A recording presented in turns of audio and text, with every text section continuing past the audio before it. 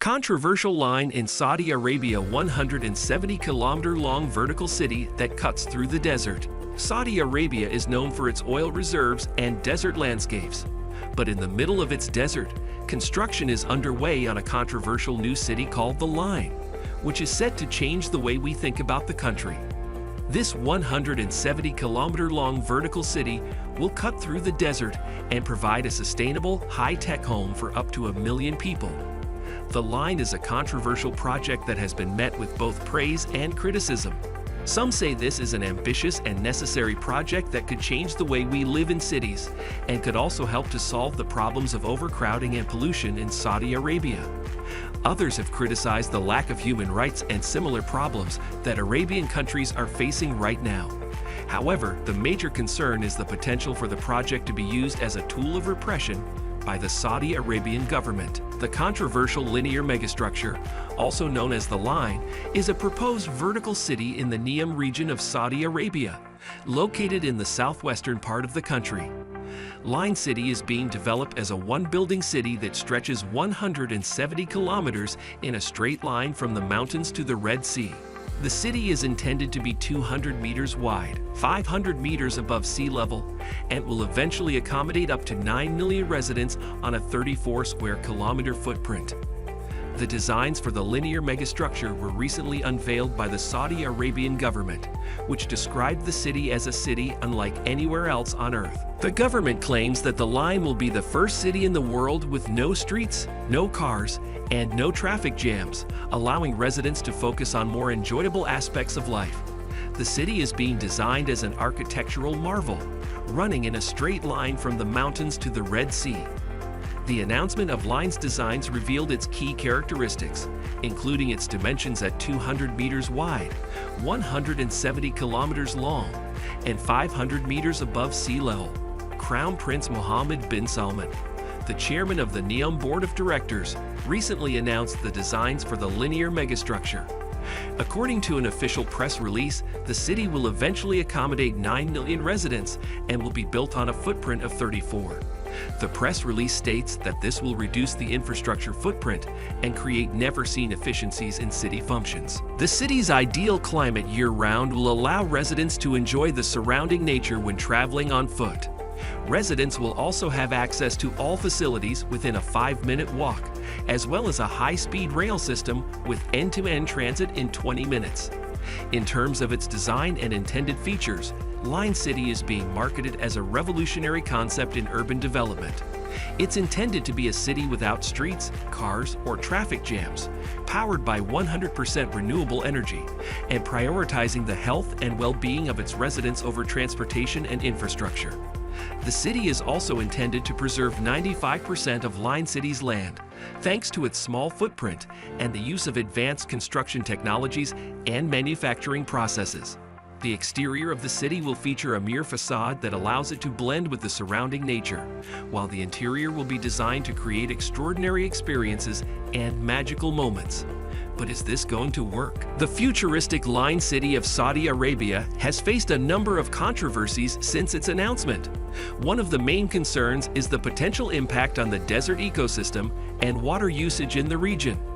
The controversial Line megastructure is being built in the Neom region of Saudi Arabia, which is known for its arid desert climate and limited water resources. Critics have raised concerns about the potential for the city to strain these resources, particularly given its size and ambitious development plans. One of the main environmental concerns is the impact on the desert ecosystem.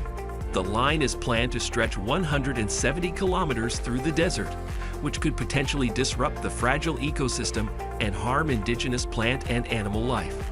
Some experts have questioned the feasibility of powering such a large city solely with renewable energy. While the city is planned to be powered by 100% renewable energy, there are concerns about the reliability and scalability of these energy sources in such a large and demanding environment. There are also concerns about the impact on water resources, as the city is expected to have a significant water demand due to its size and the amenities and technologies it plans to offer. Some have argued that the city's plans for water conservation and recycling are not sufficient to address these concerns. Another controversial aspect of the line is the criticism that it represents a symbol of excess and disregard for traditional culture. Some have argued that the city's futuristic design and emphasis on advanced technologies and amenities are out of touch with the local culture and traditions of the region. There have also been concerns about the potential for traditional communities to be displaced to make way for the city's development. Some have questioned whether the city's developers have adequately consulted with and incorporated the needs and perspectives of local communities in the planning process. According to news reports, members of the Hawaii tribe in Saudi Arabia have faced eviction from their homes to make way for the Lion City, also known as neom. The conflict has reportedly turned deadly, with a tribal activist, Abdul Rahim al-Hawidi, being shot and killed in 2020 while protesting his eviction. The shooting is believed to be related to Alawat's refusal to give up his home for the Lion City project.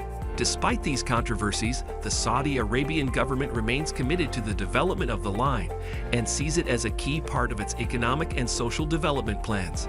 Only time will tell whether the line lives up to its promise as a revolutionary concept in urban development or becomes a controversial and unsustainable experiment. There are several potential pros to the Lion City in Saudi Arabia, including the potential for reducing urban sprawl and infrastructure footprint. By building a vertical city, the line could potentially reduce the need for traditional urban development and the associated infrastructure requirements. This could help to preserve natural habitats and reduce the environmental impact of urbanization. Another proof Lion City is the opportunity for innovative urban design and lifestyle. The line's unique design, with its focus on pedestrian-friendly streets and easy access to amenities, could potentially offer a more livable and sustainable urban environment. This could particularly be appealing to residents who are looking for a more environmentally conscious and healthy lifestyle. Finally, Lion City could also potentially offer economic growth and job creation opportunities. By attracting businesses and residents to the region, the line could potentially stimulate economic development and create new job opportunities for residents. This could be especially beneficial for the neom region, which is currently relatively underdeveloped compared to other parts of Saudi Arabia. The line's focus on advanced technologies and amenities could also potentially attract high-tech businesses and other industries, further driving economic growth in the region. In addition to these pros, there are also other potential benefits for the Lion City. For example, the city's plans for 100% renewable energy could potentially reduce reliance on fossil fuels and lower carbon emissions, contributing to a more sustainable future. The city's focus on pedestrian-friendly streets and access to amenities could also potentially improve public health by encouraging walking and other physical activities. One of the main disadvantages of Lion City is the doubt about its feasibility and sustainability. The line is planned to be 170 kilometers long and accommodate up to 9 million residents, which raises questions about the feasibility of building and maintaining such a massive city. In the desert region, there are also concerns about the reliance on advanced technologies and infrastructure, which may not be sustainable in the long term. Additionally, some have questioned the city's ability to adapt to changing circumstances and trends, as well as its vulnerability to natural disasters and other risks. Another concern of Lion City is the potential impact on the environment and traditional culture. There are concerns about the potential disruption to the desert ecosystem and water resources in the region, as well as the potential impact on traditional communities and cultures.